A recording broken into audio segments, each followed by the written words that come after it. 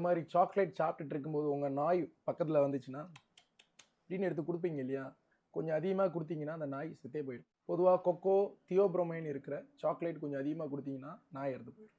இதை மாதிரி நமக்கு நிறைய சேஃபாக இருக்கிற பொருட்களோ இல்லை வைரஸோ பாக்டீரியாவோ விலங்குகளுக்கு ஆபத்தாகவும், விலங்குகளுக்கு ஒன்றுமே பண்ணாதது நமக்கு பிரச்சனையாகவும் இருக்குது.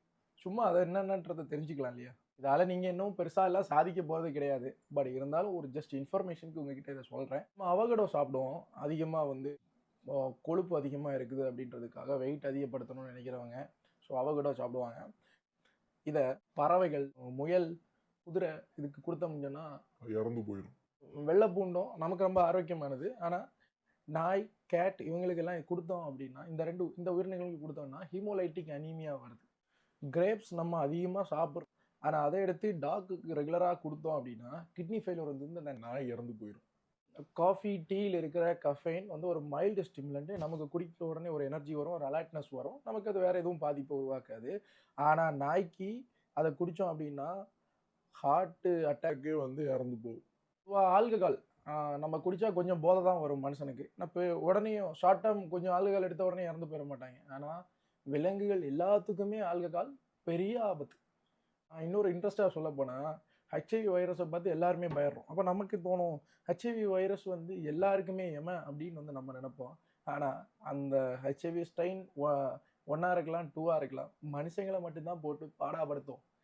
நாய்க்கோ இல்லை மற்ற உயிரினங்களுக்கோ நீங்கள் கொண்டு போய் ஹெச்ஐவியை பரப்பி விட்டாலும் அது ஒன்றுமே பண்ணாது. அது அப்படியே போயிடும். திரும்ப வந்து அந்த நோய் அதுக்கு அந்த நோயால் எந்த பாதிப்புமே உருவாகாது. அதே மாதிரி தான் ஹியூமன் பேப்பிலோமா வைரஸ், அதுவும் அது பால்வினை தொற்று நோய். அதுவும் மாறி மாறி பரவக்கூடியது உடலுறவு மூலம். கான்ட்ராசெப்டிவ்ஸ் இருந்தாலுமே இல்லைனாலுமே அது பரவும். ஸோ அந்த அளவுக்கு அது வீரியம் கூட்டின வைரஸ். அது மனிதர்களுக்கு கேன்சர் உருவாக்கும். ஆனால் அதை விலங்குகள்கிட்ட போனால் அதனால எந்த பாதிப்புகளும் இந்த வைரஸ்னால அதுக்கு உருவாகுது. ஹெப்படைட்டிஸை பார்த்து அவ்வளோ மருத்துவர்களும் யாருனாலும் பயிடுவாங்க. கிளினிக்லேயும் ஹாஸ்பிட்டல்லையும் வேலை பார்க்குறவங்க ஹெப்படைட்டிஸ் வேக்சின் போடலைன்னா வராதிங்கன்னு சொல்கிற அளவுக்கு அந்த அளவுக்கு அது மோசமாக கருதப்படுது மனித குலத்தில்.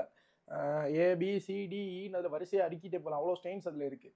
ஆனால் அதே வைரஸ் வந்து உங்கள் நாய்க்கோ பூனைக்கோ வந்துச்சுன்னு சொன்னால் அதுக்கு ஒன்றுமே பண்ணாது. எதுக்கு சொல்கிறேன் அப்படின்னா, இதே மாதிரி நிறைய விஷயங்கள் இருக்குது. மனிதர்களுக்கு வந்து ஆபத்தாகவும், விலங்குகள் மற்ற உயிரினங்களுக்கு பாதுகாப்பாகவும் இருக்கும். இதே மாதிரி மற்ற உயிரினங்களுக்கு ஆபத்தாக இருக்கிறது நமக்கு ஒன்றுமே பண்ணாது.